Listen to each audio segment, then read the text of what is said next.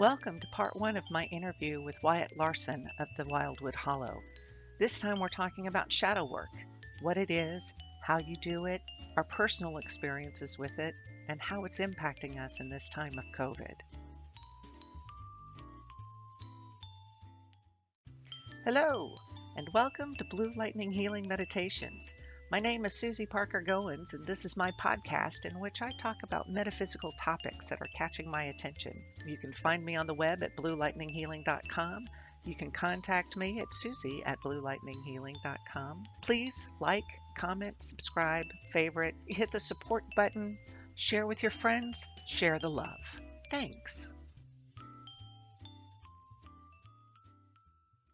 Welcome to Blue Lightning Healing Meditations. My name is Susie Parker Goins, and I have the incredible thrill and honor to be joined again with my friend Wyatt Larsen of thewildwoodhollow.com. He is a shamanism practitioner, and because I record these things, he said, sure, I can help you with that topic. So I'm calling him in again, and we're going to talk about shadow work. But first, Wyatt, what do you do? Thank you, Susie. I gotta be a lot smoother, don't I? Hey, Wyatt, welcome to the show. I feel like we're gonna start singing. Lots of fist pumping kind of choreography. I'm Susie. I feel like that top hat and the cane and just the quartets. Okay. Anyway. Do I need to start over? I can't. No, it's good. I think I'm lost. I'm not. I still have to do my introduction, which will get us back on track. We'll get that. Okay, yeah. So welcome back, Wyatt. Tell me about yourself again, please. Absolutely. Susie, thank you for having me on the show again. Shadow work is very much a topic that is near and dear to me, as it is for a lot of people, though maybe not in a very friendly kind of way, I suppose. Some people don't have a great relationship with the shadow work, but no, it's not something you take on lightly. No, it is not. But something we all go through, isn't it? Yeah, so my name is Wyatt Larsen. I am a shamanism practitioner, or shaman if you like, of the Wildwood Hollow, a brand of my own making. And I essentially perform the ancient techniques and kind of blend it with a little bit of modern life coaching and a few other modern and ancient modalities to be able to help my clients move forward in their path of healing. I do put a lot of the shamanic twist on everything I do because that is who I am in essence.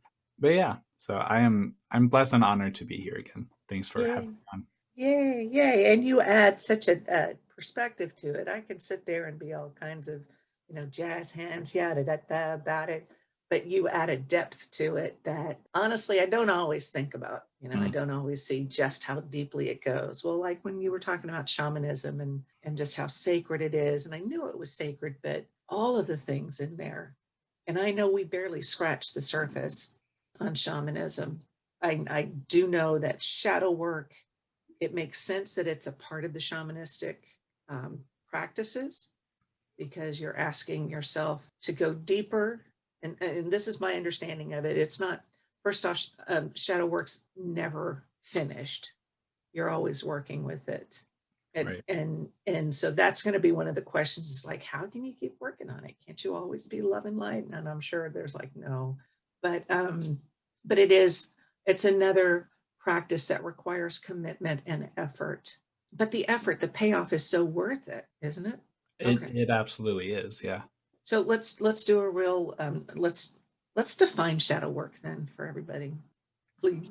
Well, I don't have a definition right in front of me, but to me, shadow work is working on the pieces that we do not shed light on. It is the stuff that we do not let others see, even those that are most dear to us. So by working in the shadow, kind of like secrets, or for me, shadow work is looking at those things that hold some fear or darkness to it. And while I understand there needs to be a balance between light and dark, there are some parts of these like anger and fear, jealousy, which can drag one down. For me, shadow work is looking at those. How does that correlate with your definition? Right. That is absolutely. I mean, you don't let people normally see your fear. I mean, yeah, with arachnophobia or claustrophobia, sure. But the fear of, I, I mean, I recently did this for myself, but the fear of being alone for the rest of my life, you know, Uh-huh. working through that, that's not something that a lot of people want to show others, is that Right. fear. So they bury it within themselves. So going off of that kind of example, the shadow work that there's only one kind of shadow work. Shadow work to me is by looking at the things you don't want others to see, the Okay. fear, the hatred, um, the anguish that you hold within yourself, Okay. even the greed. Greed stems from a lot of places, and Yeah. it's a cause to a root trauma. Usually, that's what a lot of this is working on the root trauma of something Yeah. we don't want even to look at. I have root Right. trauma about spiders, but I haven't gotten to that yet. But trauma does figure in a lot. And it seems to me with shamanism, looking at one's trauma is a part of that practice, but trauma can be a part of any practice when someone is diving deeper and looking at those events that have I don't know, not necessarily taken you off a path, because a trauma can put you on a different path. It's certainly going to change you on a path. But shadow work involves looking at traumas and their impact. Can you ever make the impact of a trauma absolutely go away? No, it's like a wound. When you cut your finger with a knife, let's just say, you're always going to have a scar there. It'll heal, but you're no longer bleeding, Okay. but it leaves the mark, which to me is absolutely beautiful because it shows that you lived. Okay. So being able to function in life, I know there are some traumas that are so debilitating that an individual can't get out of bed or can't continue living. And I understand there are traumas that are that extreme for an Right. individual. So if you're able to, when one commits to working through a trauma, it doesn't lessen it, does it? It seems to me it would lessen one's response, or like rewiring a trigger. Mm. Is that possible? I mean, the whole concept of trauma is fascinating to me because I know we've had it, I've experienced, and then learning to cope with it, learning how to, I don't know, do you manage your response to trauma? I'd love to get your take on trauma and healing from it. Right. I'll use myself as an example. So recently, um, I went through a very, very messy breakup, Okay. which for a lot of people is a very real point of trauma. Yeah. And so for me, this was kind of that same thing. So when I was going through this trauma, there was days, and I was blessed that COVID came around because I would not be in the place I am now if COVID wasn't there. Like I need my time to be able to heal. And if I didn't have that, But that being said, um, there was days where I didn't eat. Actually, I didn't eat for about a week and a half after. And it was something that completely crushed me, but I know that there was something a lot more. So when I was doing this shadow work, dealing with whatever this was, I didn't want to be that. I didn't want to let it control me to the point where it stayed a trauma and stayed a wound for years after the fact. Okay. So, it's really hard. And, the only way out is through it. And Yeah. so you can postpone it, but you still have to go through it. Yeah. I know people who have compartmentalized their traumas. They said, oh, I'll look at it later. But Mm, then that, from my mind, yeah, we're not judging anybody here who chooses to live their life the way they do. no, That absolutely. being said, for me to compartmentalize it and say I'm going to look at it later, I mean, I don't even leave my yarn compartmentalized. All of my stuff, my house is so cluttered with all the stuff that I don't want to forget. I want to keep it in mind so that I can deal with it at some point. But I can see where trauma, you say, okay, I can deal with that later. when I'm stronger or when I'm better able to cope. But is there ever that point that people can get to where they can look at those traumas then clear-eyed and ready to clear it? Absolutely. Within many practices, it's not just associated to shamanism. We look at trauma, the root cause of trauma. There's many different ways. There's, many different ways to skin a cat. To be able to look at trauma in different ways. For the shamanic side of it, and what I have experience with, going in and seeing the spiritual side of trauma and recalling the soul piece that had left during that will Yeah. help empower that person to work through it. It's completely natural to dissociate, which is the term for it in sociology. Soul loss is dissociation. So it's completely natural to dissociate and to experience soul loss. It is essentially the only way that your body and you are able to survive and live after trauma. Yeah. But it's not natural to not have that soul piece recalled. So with that said, a lot of people do shadow work alongside with plant medicine, being able to alter yourself in such a way to be able to see something from a different perspective. Define plant medicine, please. The entheogenic plants, like You're going to have to define that word too. Sorry. so an entheogen is a plant. It is a psychoactive plant that is used in shamanic cultures around the world. You experience them. A lot of people know the big one, ayahuasca, the sacred brew. There's also fly agaric, which is the little red mushroom with white spots on it that is used by the Siberian shamans and the ancient Norse. Okay.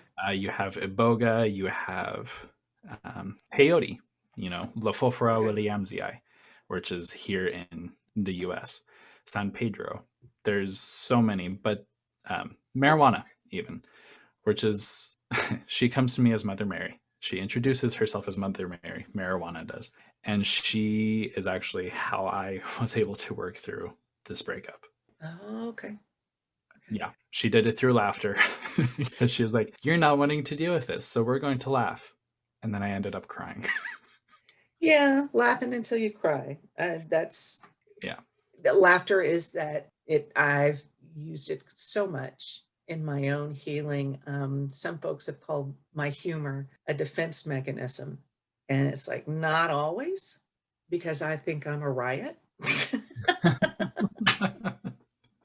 We all But do. yeah, thank you, darling. Thank you. I find that laughter is one of those things that can shift energy quite easily.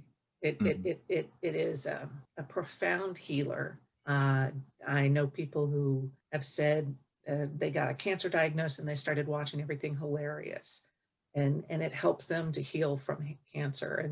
And so it played a part in my healing too. But oh golly, I just lost track. So you've defined plant medicine, using plant medicine as a means to navigate through trauma. Right. And I know there are other ways to do it, Absolutely. journaling and meditation. There's no one correct way to navigate through trauma, to do the shadow work. Right. Shadow work, the term a lot of people don't enjoy is shadow work because a lot of people associate it with, working with demons and necromancy and this and that, which in a way you kind of are. You're pulling up the old bones that are found within your own life. Okay, you're dealing with your personal demons. Exactly. Oh, I can get that. Yeah. I love that you use the word bones when you're referring to your shamanistic practice, your shamanism practice. God. My, I my love the word bones when you use it in reference to what you do. Right. It's very evocative, and it does get down into that core healing, that core belief, and it goes deep. It really goes quite deeply, and so I love that. So going into the bones, people don't like the word shadow work, dealing with demons, and Q. Where were you going with that before I interrupted? I'm sorry. You gave me that deer in the headlight look. Sorry about that. It's fine. I don't remember either. Okay. Well, I just try and figure out where I was going though. people don't like dealing with their own demons. No, people don't. Dealing with their own demons means that they have to fess up and take ownership of their part within something. Yeah. And a lot of people don't enjoy, the term shadow work a lot for that reason. This Judaic belief system swept through and demonized everything. So shadow Right. work gained its own kind of unpopularity. I personally have to believe that to be able to do shadow work, you have to be spiritual on some level. And not just I read the Bible every day. You have to be spiritual in the fact that you have a relationship with spirit in whatever form that you worship or believe in, because you are having to find and fess up and work deeper. And it's hard. And no, it's not hard. It's impossible to do it alone. It's impossible to do it without someone to help guide you, aka your spirits or angels, or um, even if you're just bypassing them and going straight to the divine, Yeah, well, I can see where our definition of source is, well, source is all inclusive. So it doesn't mean that if somebody is Christian or Hebrew or Muslim or atheist even, there is something that is greater than all of this put together, whether it is Allah or Jesus or Yahweh or even science. Science is a unifying thing. People want to be better, and science helps them. And so something like psychotherapy could help somebody work through and do their shadow work. Yeah, absolutely. So it's not just I believe in God, so I'm going to face my demons sort of thing. It's that desire that I think that's part of the human condition, is to want to be better, to heal. And true, I know there are some people out there who just aren't able to handle it. Maybe it's because they don't know why or how. They don't know how they can heal. They don't know where to start. Right. So that leads into the next question. Where do you think one can start when they're looking at shadow work? There there really is no definitive answer, because you can start pretty much anywhere. But where I have started in the past was the inner child, and then letting it grow out, and from there, letting it evolve naturally into different aspects. So one great thing, actually, there's a few great exercises that I can recommend. One is the inner child. So one great way to work with inner child is to pull up a picture. We should all have baby pictures at this point. Should. But find a baby picture, or as close as you can to a childhood picture, and look into your own eyes and start talking to yourself as your child. And that is immensely healing. I know I was like just breaking down crying, and what I was just blubbering and made no sense, but it works. Yeah. And then from there, I turned it into looking into the mirror, into my own eyes in the present, and talking to myself as my child, as you are safe in this present moment. And then I turned to affirmations, and I did affirmations in the mirror. From affirmations, and affirmations, while I'm on it, if you have a mala, Yeah. the The 108 bead, it's not a 108, necklace, it's prayer beads. yeah. Yeah. If you have a rosary, that works great too. But I did affirmations through the prayer beads, and I did this, one affirmation 108 times, move on to the next affirmation 108 times. And I do this as I was walking around the store that I work in. Yeah. Just as a way for me to heal and to really get it into my head and integrate it. Yeah, walking, movement, and affirmations, I can see it really helps as you're repeating your affirmation and moving around. It helps to really give you that muscle memory to remind your body and integrate it so smoothly, so nicely. I really like that. Inner Mm-hmm. child work, I know a lot of folks start with that. I've looked at inner child stuff too. Some people would go, "Ooh, I can't look in the mirror," but you're looking. How are you able to do that? because mirror work is a fascinating topic too. Where do I want to go with that? So you talked about stages. Mirrors are intensely powerful too. Yeah. It's I could go on several different topics, but like the mirror itself, the altar mirror or the black mirror is something that a lot of people have and super easy to make, but they're used as divinatory means. Right.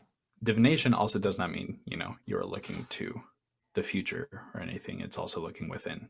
Yeah.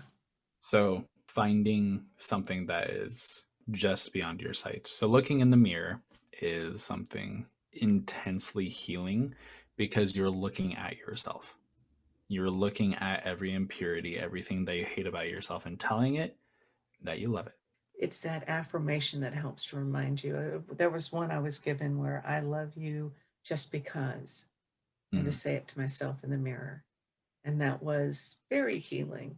The shadow work is not always a hard process. It's not, well, I think shadow work is by definition kind of challenging. It's not always gentle. You can do gentle things, maybe affirmations. I mean, is shadow work always like in your face, rock and roll, heavy metal kind of stuff?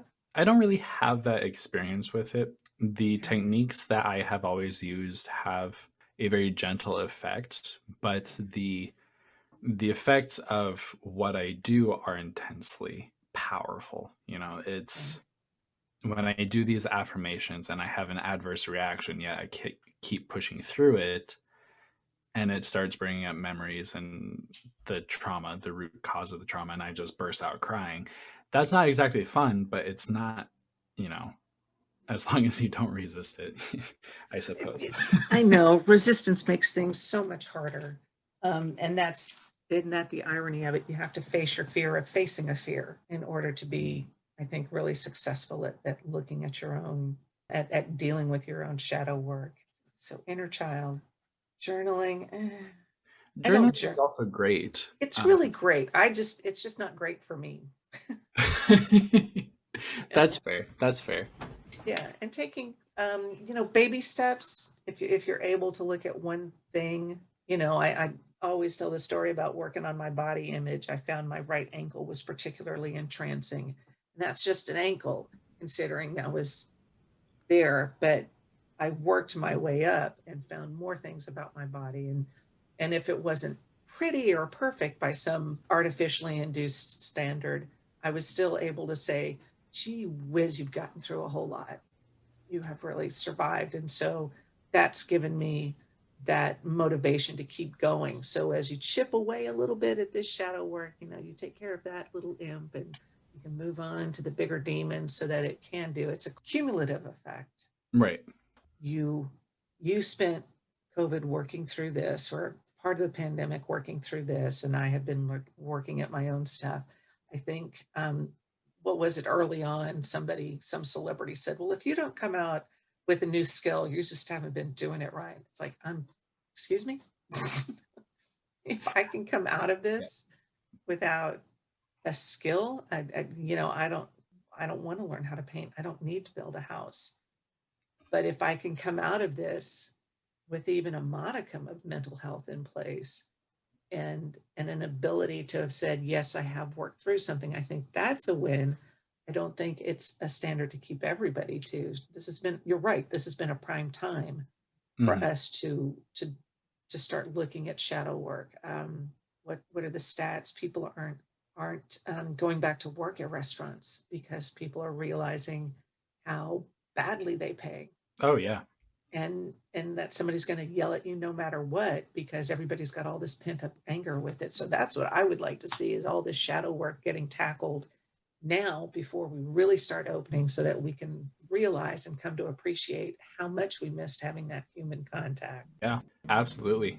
COVID, and I have said this many times before, both on MeWe and other spaces, the pandemic that we experience and COVID itself, there's a lot of spiritual recognition, at least in the spiritual community, about what COVID is doing, has done, and why it's here. COVID, from what I firsthand experience, COVID is forcing us to look at what we are doing both within our lives and nature. And we are so disconnected from ourselves. We are so disconnected from nature. And the only way to heal that is through the shadow work. Yeah. Everyone sees COVID as this dark, spiraling mass of evil energy, and it's really not. No, it just is. It's energy, and Yeah, it's been our response to it, however that played out at whatever level that has it has served its purpose. exactly. It's not evil. It's not anything else. It's actually a living organism that just wants to survive as much as we do Yeah. and is going about it its natural way. Yeah. Nature is nature, and the more that we try and fight it, the more that we find that it's going to fight back. Yeah. As anything that wants to survive will. But and now, hearkening back to the Right. so much of the reactions that people have had to the various aspects of COVID and masks and vaccinations. Somebody, I don't know if you were at that event, but there was this woman who had asked a question, and she listed off all of this stuff she had done. So we as practitioners were sitting there just going, I got nothing to add to it. And she made a statement about some of these people who are shouting the most about their rights being infringed upon. They've just got some uncared for inner children. Mm-hmm. So while that rang so true in that moment, and I can see it happening, but only in that situation, are you that familiar with working with the inner child so that you could talk to the point of how a neglected inner child can manifest as a petulant, tantrum throwing adult? Because that's a very interesting concept to me. I mean, I see it in everyday life. Yeah. When a child is not being heard, they are going to do what they know will get them the attention that they need. It escalates. It does. Adults, we're not too far off. we do the same thing.